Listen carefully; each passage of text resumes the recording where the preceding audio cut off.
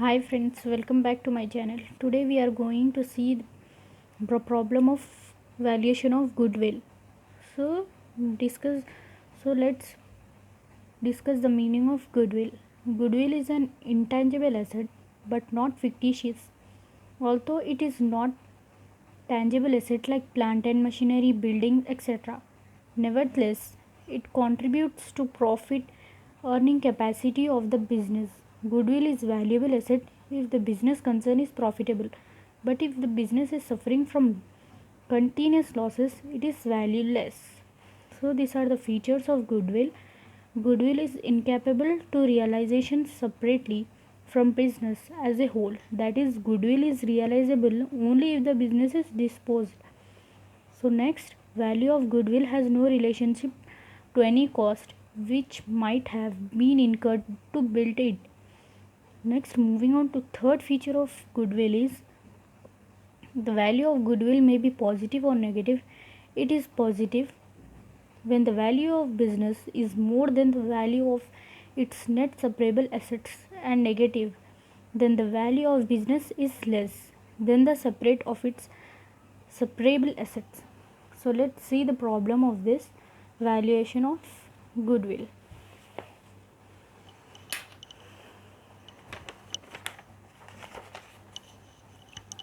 So these are the formulas for valuation of goodwill. First one, average profit method. So these are the formulas.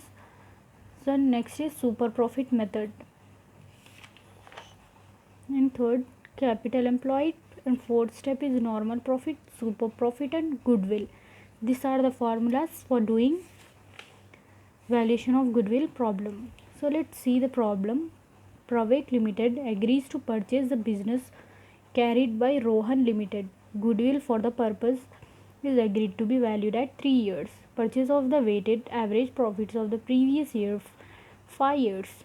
The weights to be used are for first year, second year, third year, fourth year, fifth year. These are the rates. So let's see the problem of this. So first step we have to do average profit. So this is the weighted average profit method. So this is the formula for that, weights profit, average profit. So first column we will mark as W and second for X, and average rated profit as WX. So weights are 1 2 3 4 5, that is 5 years. So these are the profits 30, 36, 40, 45. We have, it's there in this question. So we have to write there here. Then we have to multiply it with weights and the profits. 30,000 into 1, 30, 2,000 into 36, 72,000, 3 into 45,000, 1,35,000, 4 into 49, it comes to 1,96,000, then 5 into 40, 52,000, 2,60,000. Then we have to do the total, that is WX, it will come to 6,93,000. So the weights we have to calculate, then it will come to 15. So this is the formula, sigma WX by sigma W. So sigma WX, how much we got? 6,93,000 divided by 15 we have to do. So average profit will come to 46,200. So next, this is the step 2, expected profit. Average profit is 46,200. Tax, nothing is there in this question. Tax, see, you can see here, nothing is mentioned here, tax. So we should write it as nil. Then expected profit we will get 46,200. So next, moving on to the third step, that is capital employed by divided by assets minus liabilities. So capital employed, nothing is given in this question. Assets and liabilities is also not given, as you can see here. Nothing is there in this question, assets or liabilities. So simply we have to write it as nil. So next, moving on to step 4th, that is normal profit.